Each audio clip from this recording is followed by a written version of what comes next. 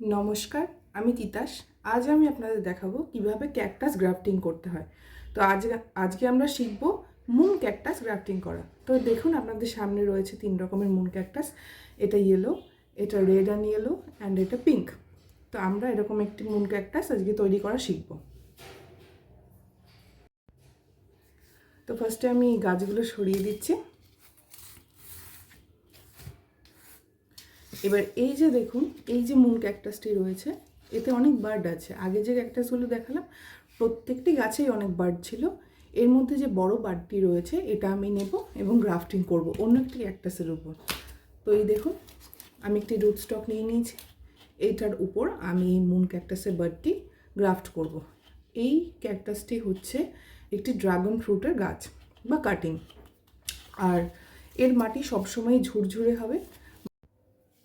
তো এর মিডিয়া হিসেবে রয়েছে মাটি, বালি, ভার্মি কম্পোস্ট, মানে মাটি এবং লাল বালি ও ভার্মি কম্পোস্ট। আপনি চাইলে গোবর সার ব্যবহার করতে পারেন। গোবর সার ব্যবহার করলে অবশ্যই 1 বছরের পুরনো গোবর সার ব্যবহার করবেন, আর ভার্মি কম্পোস্ট সবসময় ফ্রেশ ব্যবহার করবেন।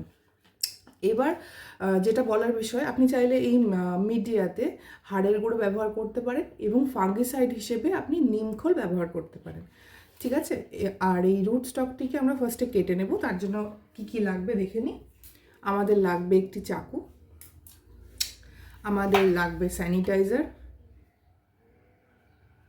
যদি স্যানিটাইজার আপনার কাছে না থাকে তাহলে আপনি অ্যালোভেরা জেল ব্যবহার করবেন। অ্যালোভেরাকে এইভাবে ভেঙে নিয়ে এর ভিতর যে লিকুইডটি থাকে সেটি আপনি সিজার বা চাকু যেটি ব্যবহার করবেন আপনার ক্যাকটাস গ্রাফটিং করতে তাতে লাগিয়ে নেবেন।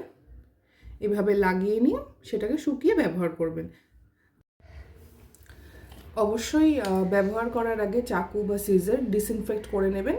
তো যদি স্যানিটাইজার থাকে স্যানিটাইজার ব্যবহার করবেন, না হলে এইভাবে অ্যালোভেরা জেল লাগিয়ে তারপর আপনি সেটিকে ব্যবহার করবেন। তো ফার্স্টে আমরা এই অংশটা কেটে নেব,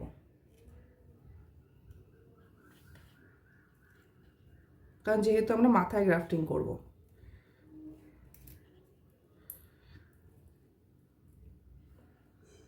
আমি আপনাদের দেখানোর জন্য আজকে অ্যালোভেরা জেলই ব্যবহার করছি, আমি কিন্তু স্যানিটাইজার ব্যবহার করিনি। তো এই দেখুন, এই যে মাথাটা আমরা কেটে নিলাম। এবার এখান থেকে একটি বার্ড নিয়ে আমরা এর উপর গ্রাফটিং করব। এবার আমরা বার্ডটিকে কাটার আগে আমাদের সিজারটিকে ডিসইনফেক্ট করে নেব। তো এই যে নিয়ে নিয়েছি আমরা সিজার। এবার আমরা একটু স্যানিটাইজার নেব, নিয়ে এই সিজারটাকে ডিসইনফেক্ট করব। ডিসইনফেক্ট করার পরে আমাদেরকে শুকিয়ে নিতে হবে। এবং এখন সিজারটি শুকিয়ে গেছে, তো আমরা এখান থেকে সবথেকে বড় বার্ডটা কেটে নেব। খুব সাবধানে কাটতে হবে যাতে কোনোভাবেই গাছের কোনো ক্ষতি না হয়। এই যে এই হচ্ছে মুন ক্যাকটাসের বার্ডটি। একদিন এই বার্ডটি এত বড় হবে এবং তারপরে আস্তে আস্তে এতে ফুলও আসবে। তো আমরা এই বার্ডটিকে এবার আমাদের এই রুট স্টকের উপর গ্রাফটিং করব। কি করব, ফার্স্টে আমরা চাকু নেব, চাকুটাকে ডিসইনফেক্ট করব।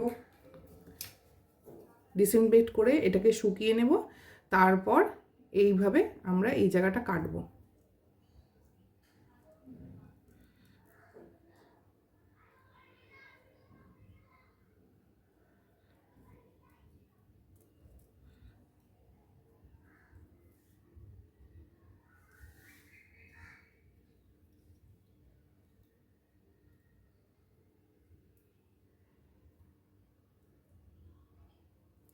আর যখনই ক্যাকটাস আপনি হাত দিয়ে ধরবেন খুব সাবধানে ধরবেন, কারণ ক্যাকটাসে প্রচুর কাঁটা থাকে।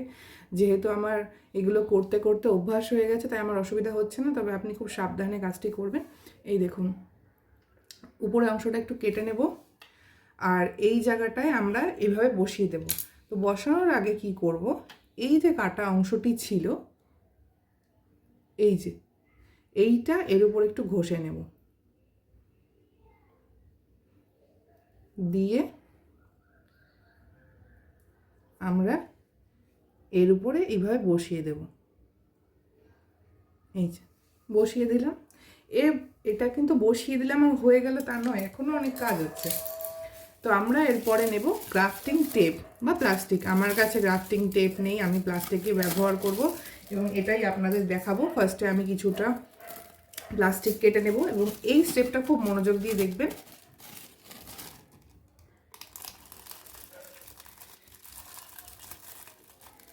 এই যে আমি প্লাস্টিকটা দিলাম,